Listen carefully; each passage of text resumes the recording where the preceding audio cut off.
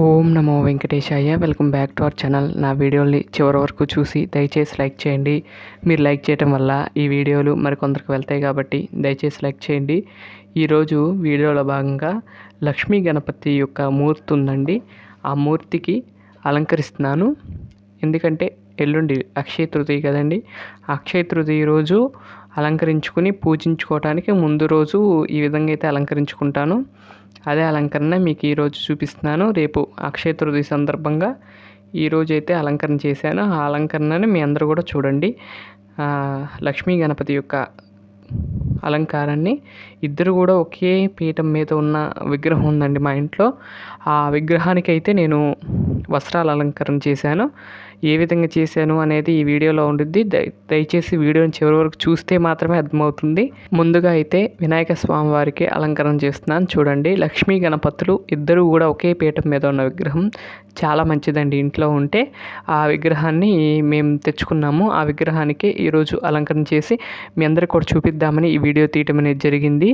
ఆ వినాయకుడి యొక్క కరుణా కటాక్షాలు మీ అందరి మీద ఉండాలి. అలాగే లక్ష్మీదేవి యొక్క కరుణా కటాక్షాలు ధనం అంతా కూడా మీ ఇంట్లో ఉండాలని కోరుకుంటున్నానండి. విశేషంగా అయితే ఇద్దరు కలిసి ఉన్న మూర్తిని ఆరాధిస్తున్నానండి.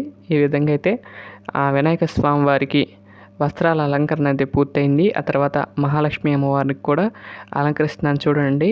ముందుగా అయితే ఈ కలర్లో బ్లూ అండ్ గోల్డ్ కలర్ లేస్తో ఉన్న ఈ చిన్న లేస్ని తీసి అమ్మవారికి అలంకరించాను. చూస్తున్నారు కదా, చిన్నదైనా కూడా మనం కట్టే విధానం అయితే బాగుంటుంది. అమ్మవారికి చూసారా, ఈ విధంగా అయితే టూ సైడ్స్ పౌటు వేసి అమ్మవారికి అలంకరిస్తున్నాను. అమ్మవారికి కూడా చాలా బాగుందండి. బ్లూ అయినా సరే బ్లూ అలాగే గోల్డ్ కదండి, ఈ రెండు కాంబినేషన్లో చాలా బాగుంటుందండి అమ్మవారికి. చూస్తున్నారు కదా, ఈ విధంగా అయితే అమ్మవారికి స్వామివారికి వస్త్రాల అలంకరణ అయితే పూర్తి చేశాను. చూడండి అమ్మవారు ఎంత బాగున్నారో కదా, కూర్చుని చూస్తున్నట్లుగా ఉన్నారు కదా. ఇట్లా ఒక్కొక్కసారి ఏం చేస్తానంటే కొన్ని విగ్రహాలకి రబ్బర్ బ్యాండ్స్ ఉంటాయి కదండి, ఒక లేయర్ వేస్తే సరిపోతుంది. ఒక్కొక్కసారి డబల్ లేయర్ వేయాల్సి వస్తుంది. ఇక్కడ చూసారా, సింగిల్ లేయర్ వేయగానే ఆగిపోయింది. ఆ తర్వాత మనం చీరకున్న కుచ్చుల్ని ఊడదీస్తున్నాను చూడండి. ఈ విధంగా అయితే ఊడదీస్తాం అనేది జరిగింది. ఆ తర్వాత కుచ్చులు చూడండి ఎలా వస్తాయో, చక్కగా చాలా బాగుంటుంది అమ్మవారు చీరల్లో. ఈ విధంగా అయితే చీరలతో అలంకరణ అయితే చేశాను. మీకు నచ్చితే కనుక లైక్ చేయండి.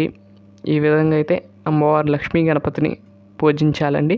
అక్షయ తృతీయ రోజు మహాలక్ష్మి అమ్మవారిని విశేషంగా పూజించాలి. అందుకని ఈ వీడియో అయితే మీకు అందిస్తున్నాను. లక్ష్మీదేవి గణపతి స్వామివారు ఏకపీఠం మీద ఉన్న విగ్రహానికి ఈ విధంగా అయితే అలంకరించాను. మీకు నచ్చే ఉంటుందని నేను భావిస్తున్నాను. మీరు దయచేసి లైక్ చేయాల్సిందిగా కోరుకుంటున్నానండి మరీ. ఎందుకంటే వీడియోని చివరి వరకు చూస్తున్నారో లేదో తెలియదు కానీ లైక్ మాత్రం చేయట్లేదండి. అది మీరు చూస్తున్నారు అనేది ఎలా తెలుస్తుందంటే నాకు మీరు లైక్ చేయటం వల్ల మీరు చూస్తున్నారో లేదో అనేది నాకు తెలుస్తుంది. దయచేసి మీరైతే లైక్ చేయగలరని మరీ కోరుకుంటున్నానండి. ఈ విధంగా అయితే జాజి పూల మాల ఉంది కదండి నిన్న కట్టినవి, ఆ మాలని కూడా తీసుకుని ఫ్రిడ్జ్లో పెట్టానండి. ఫ్రిడ్జ్లో పెట్టిన తర్వాత రోజు చక్కగా విచిల్లిపోయినాయి, చక్కగా బాగున్నాయి. ఆ రోజు అలంకరించడం జరిగింది. ఈ విధంగా అయితే సింపుల్గా వినాయక స్వామి వారికి అలంకరించాను. మీకు నచ్చినట్లయితే లైక్ చేయండి. ఇద్దరు కూడా చాలా బాగున్నారండి ఆ పూల అలంకరణలో. ఇదండి ఈరోజు వీడియో. నా వీడియోలు కనుక మీకు నచ్చినట్లయితే లైక్ చేయండి, షేర్ చేయండి, సబ్స్క్రైబ్ చేయండి.